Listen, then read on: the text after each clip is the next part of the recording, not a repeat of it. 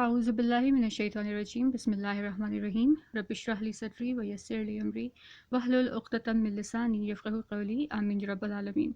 Assalamu alaikum everyone. I hope all of you are doing great. Today inshallah we are going to continue with our different modes of stress in any sentence or phrase, and this is the fifth lesson in this lesson series. So today we are going to study some special words that are meant for putting stress. All right, and as you can see, these two of them are already familiar because we have already covered these two words in section B, and we are going to build up on these foundations that we studied back in section B in this lesson. All right, so without further ado, let's proceed with our lesson. And of course, before doing so, we are going to ask for help from Allah subhanahu wa ta'ala to make it easy for all of us to understand as well as to teach. So Rabbi Yasir wala tu'assir wa tamim bil khair, Amin ya Rabbil Alameen. All right, so as you can see, there are four words that we are going to study in this very lesson. Once again, the entire categorization is entirely arbitrary, which means that it has been categorized according to my own will. All right, you may not find these classifications in the standard textbooks. That's because I have grouped the similar ones together according to my own wisdom. All right, so the four words that I have grouped together here in this lesson are inna, anna, ala, qad. All right, now inna and anna are the haruf nasab, and we had studied these two words back in section B, and we have already covered a couple of points about ala.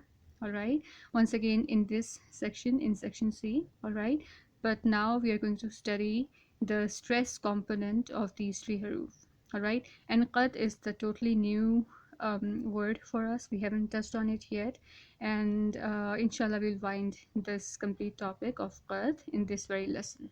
All right, so let's proceed.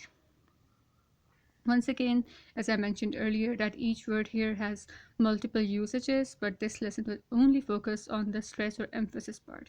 All right, now once again our review chart that I hope you guys must have memorized by now.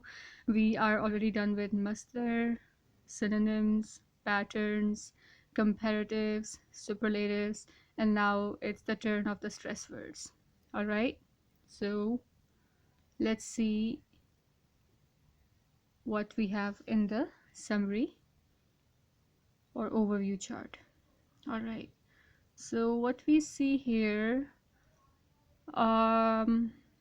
is, or rather are, three kinds of, or three different groups of words. So the first group of the stress words is the inna group.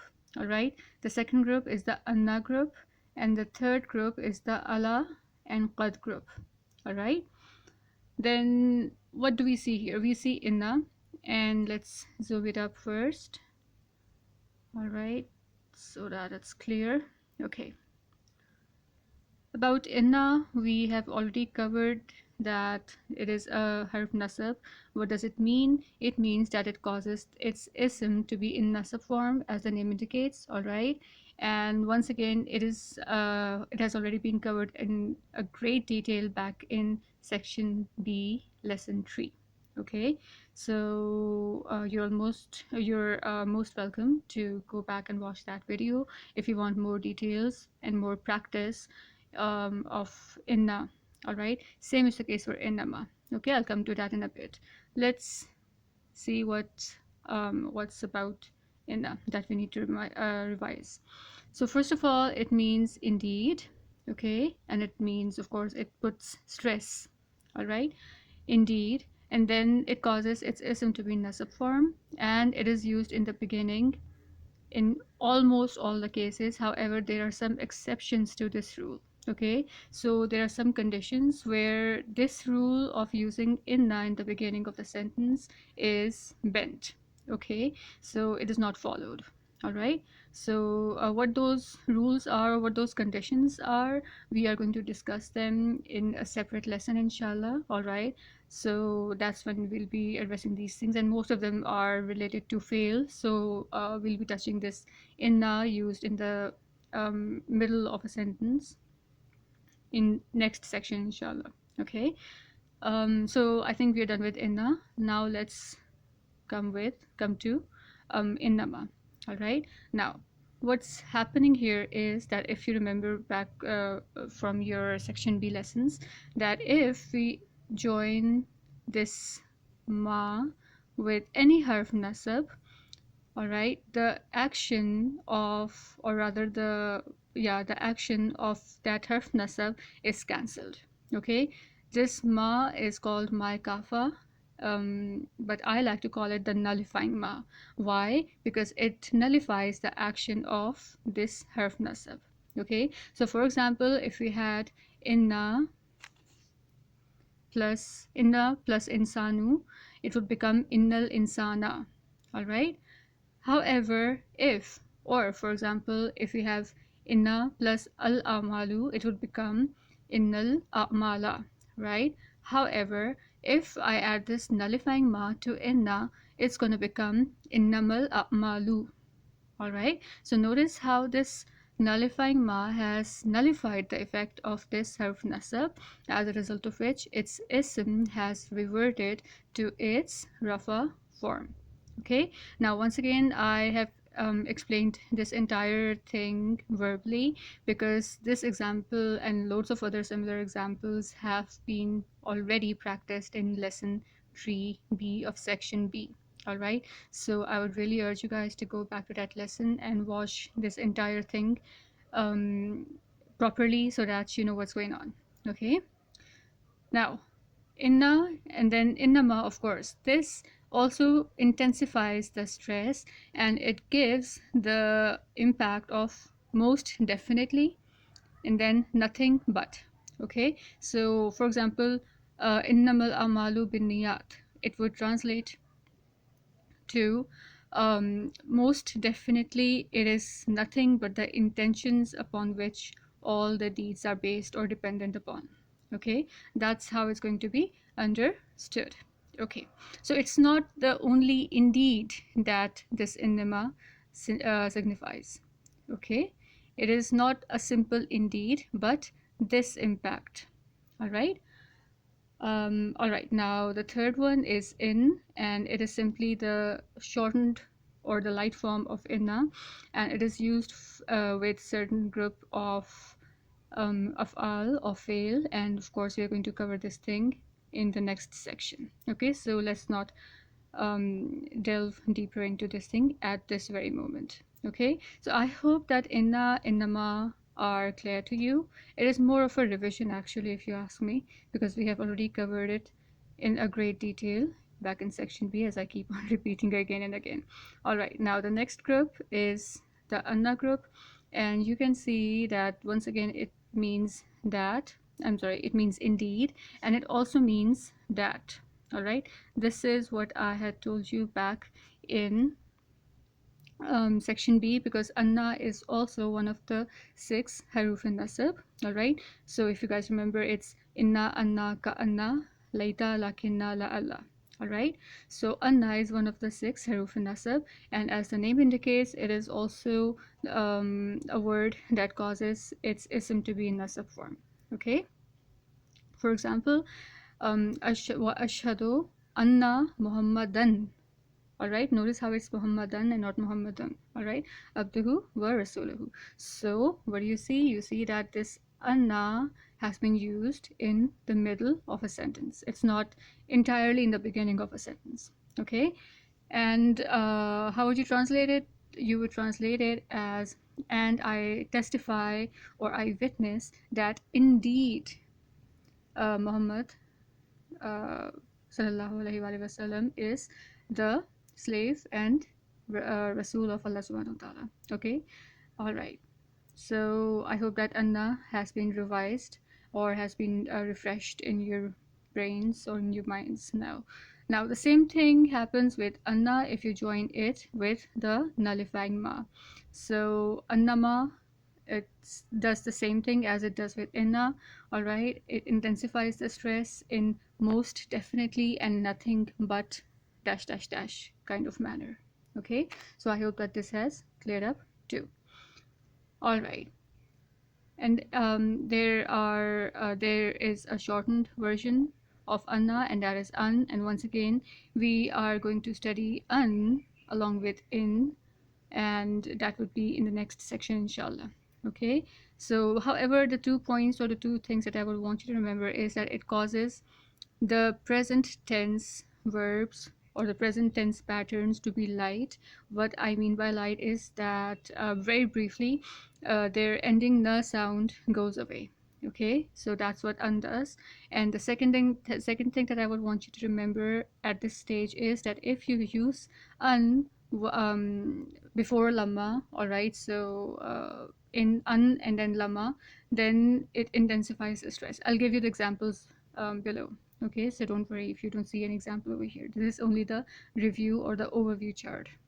Okay, so I hope that anna, annama, and an are also clear to you. All right, finally we have the ala and qad group. And okay, so let's address ala first. We have already studied ala back in lesson 5 of this section C. All right, so if you want to refresh those concepts about Allah, I would really urge you to go back to that particular lesson and watch it. Okay, and you would be well acquainted with this word. Okay, now it gives an emphasized warning. Okay, so it's a way of putting stress in the warning. Okay, for example, how would you translate Allah? You do that in this manner, that you had better know. It's not known, it's know. You'd better know it is indeed, so on and so forth. Okay, I'll give you the examples below, don't worry about that. But this is how you're going to translate if you see Allah in a warning form. Okay, next and finally we have qad. And there are two things that are imparted by this qad to any, whenever it is used with any word. Okay, so if you use this qad with past tense, as you can see here, qad plus past tense, then this leads to an impact of emphasis, number one, and the effect of perfect tense. All right, what do I mean by perfect tense? I mean that, for example, if I say I'm working, it means that my work hasn't yet been completed. I'm still in the process of doing a particular of working. I'm still in the process of working on something. However, if I say I have worked, then that would mean that I'm not saying that I have completed my work, I'm saying that I have worked there, for example. So it would mean that the act of working has been completed. Okay, so it's a perfect tense. Now have is the present perfect tense, has, once again, present perfect tense, had is past perfect. I had worked. Okay, so that's what. It is raining, for example, simple continuous. Okay, and present tense. It was raining, past continuous. It has rained. This is perfect. It had rained. Once again, past perfect, and these two are present perfect. Okay, so perfect tense means that the work has been done, completed, finished. Okay, it has been achieved. Okay, so qad gives two impacts. The first one is that it gives emphasis, and the second one is that it gives the effect of a perfect tense. Okay, so just as you guys use has or have or had in English, you're going to use qad in these words instead. Okay, so that's what qad is all about. So that's what. Now We are going to study qad once again when we are going to study fail, and that would be in the next lesson, inshallah. However, here not only have we studied the impact, the two impacts or the two effects that this qad gives to the sentence, but we have also studied that it is one of the forms of providing emphasis or stress to a sentence. All right. Once again, examples are coming up shortly, so don't worry if you can exactly relate to it. Just understand the points I'm telling you right now, and there are loads of examples coming up. All right, and finally, look at this la, and then you join it with qad. What's happening here? This la is called lam takid, and we will study it in this stress. It is one of the ways of putting stress to a sentence, and we will be studying it shortly. All right. Over here, simply remember that if we join this la with qad, it becomes laqad, and it intensifies the stress. Okay, so that's what ala, qad, and laqad. Okay, so I hope that this overview table or figure or chart is clear to you. Now let's proceed to the summary as well as a couple of examples from each of these words. So first of all, let's address qad. Number one, it has multiple usages. Number two, when it is used with a past tense, it adds a touch of emphasis, and past or present perfect. All right, and of course, it's going to be context dependent. Okay, so for example, قد أفلح المؤمنون. Indeed, the believers have succeeded. See, so the indeed and have are here in the sentence because of qad. All right, and then aflaha is a tense. All right, it's a verb and it means succeeded, and al-mu'minun is your file. Okay, so indeed the believers have succeeded. Notice how it is actually your perfect tense. Okay, present perfect. All right, then next you have, it may get attached with lam taqid to taqid. It is not kaf, all right, it is this kaf. All right, it's lam taqid. So it may get attached with a lam taqid to further intensify the stress. For example, لقد خلقنا الإنسان في أحسن تقويم. Indeed. Now, why has this indeed been increased in size? That is because of this lam ta'kid. Okay, so laqad, not only just qad, but laqad. So indeed we have created the mankind in the best of manner. All right, some more examples. وقد خلقتك, and indeed I have created you. And second example is laqad sami Allahu, and it would mean indeed Allah has heard. All right, has heard. Allah heard is the wrong translation, or all right, and Allah has heard is the proper translation. Why? Because of qad. All right, so qad is like has or have or had in Arabic. Okay, next word is ala. Once again, the multiple usages have already been covered before, and over here it's we simply need to know that it adds an emphasized warning or simply emphasis via warning. For example, Allah innahum humus sufaha'u. This is from Surah Al-Baqarah, and it would be translated or understood as in fact, or beware, or you better know, indeed they are the fools. So notice how much emphasis can be felt from this structure and by the usage of this Allah.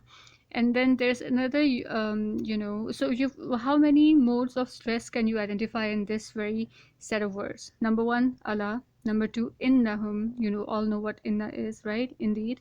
Then you've got a rafa pronoun right next to innahum. All right, and this signifies an even higher level of stress, and it adds a bit of more specificity as to who exactly is being addressed.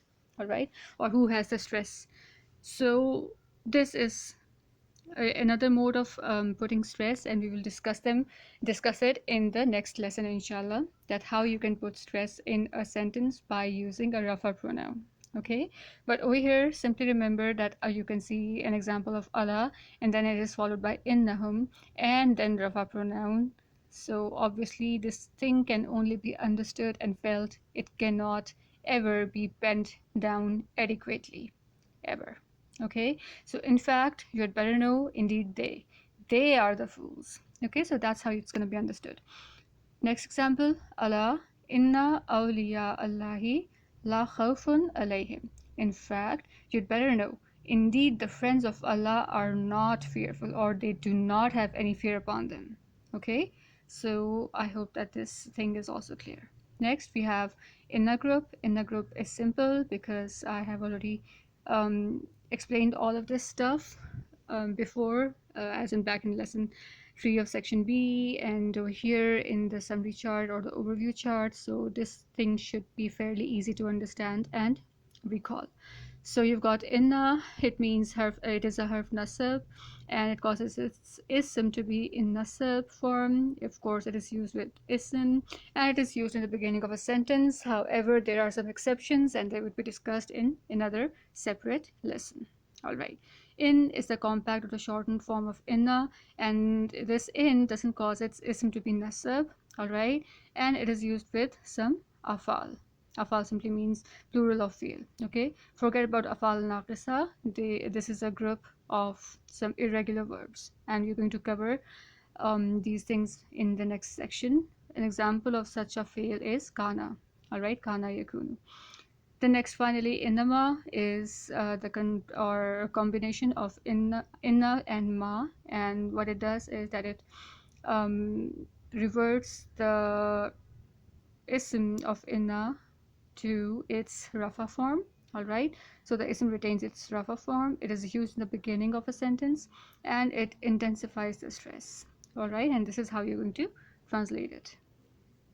For example, inna allaha ala kulli shay'in qadir. Now there we have already covered this example, and it has a lot of things in it that put stress in it, and one of them is also the sequence. Okay, and a sequence of the words, because the mubtada is uh, with inna, and then you've got the next word right at the end, and the jar majroor thing is right in the middle. So if you remember, I have already taught this sequence back in lesson 2 of section C. Okay, so if you want to learn more about this combination and this sequence, I would really urge you to go to lesson 2 of section C and give it a watch. Inshallah, it will be clear to you. All right, next we have the example for innama, and that is innamal a'malu binniyat. Indeed, most definitely the actions are nothing but dependent upon the intentions. All right, next, in wajadna aksarahum la fasiqin. Once again, look at this la. This is lam ta'kid, and in is right over here, and this is the past tense. Okay, so indeed we found most of them nothing but the fasiqin, and who are fasiqun? They are the ones who break promises. Okay, all right, then we have anna and annama, and anna is once again a harf nasab, and it causes its ism to be in nasab form. It is used with an ism, and it is used in the middle of a sentence. All right, and then an is the compact or the shortened form of anna. It doesn't cause its fi'l mudari to be khafif or light. All right, and it is used with afal naqisa such as kana, and it is also used after lamma to intensify the stress. Okay, so for example,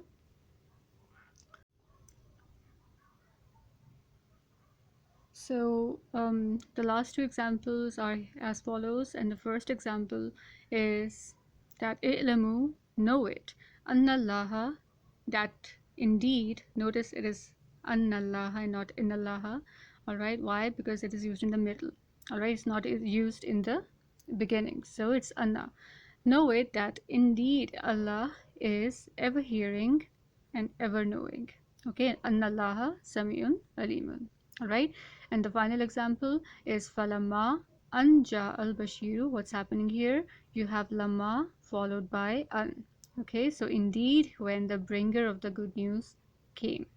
Alright, Ja means came, it's past tense of come. Alright, and then al Bashiru, Bashir is the one who brings good news.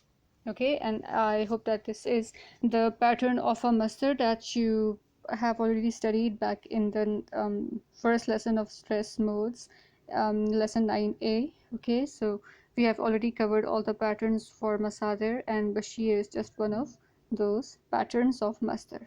Okay, so, well, this was our lesson, and I hope that you have understood it. There isn't anything difficult in it that, needs any more clarification. But if there is anything that you would like more explanation on or more examples on, I would really urge you guys to contact me. Just let me know from either the comments or via inbox, and inshallah, I'll get back to you as soon as I can.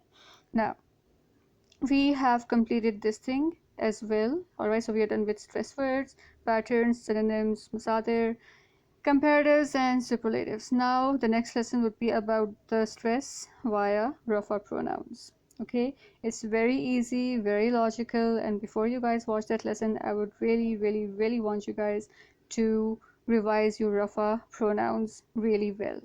Alright, because of course it's a topic and we have already covered the rafa pronouns back in section A. Okay, so know your rafa pronouns really well, and their nasab and jar counterparts as well.